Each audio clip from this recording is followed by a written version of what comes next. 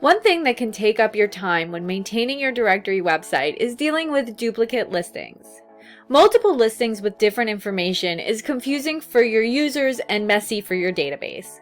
GeoDirectory's Ajax Duplicate Alert add-on helps prevent duplicate listings by alerting users in real time if they are trying to add a new listing that already has information of an existing listing. In this video, I'll show you how to install that add-on and go over how it works. Let's get started. Alright, so this is going to be one of the easiest tutorials I've ever done for GeoDirectory. It might be the easiest one. This is going to be basically installing the add-on and then showing you how it works, and that's all very easy. But we're going to go over it anyway, just so you're clear on how all the add-ons work.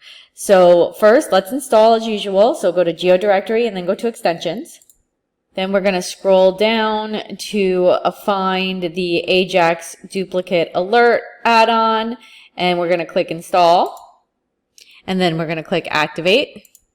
And what this did, it automatically brought me to the duplicate alert settings on the default custom post type, which is places, but I don't really use that one.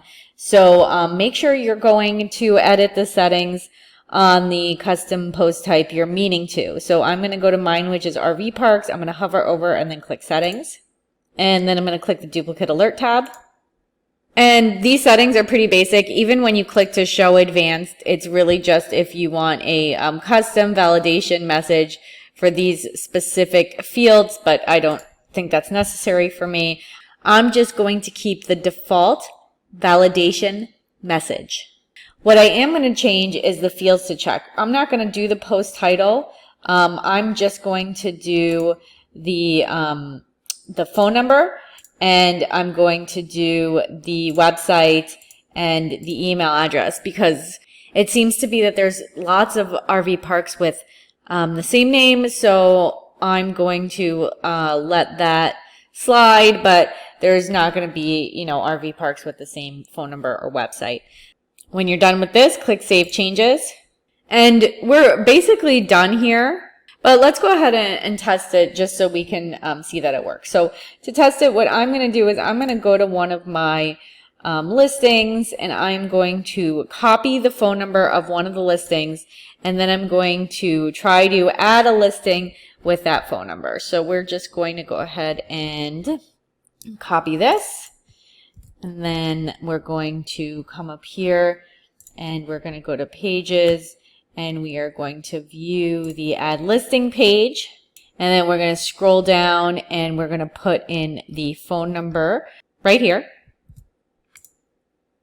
And then when you click out of it, there you go.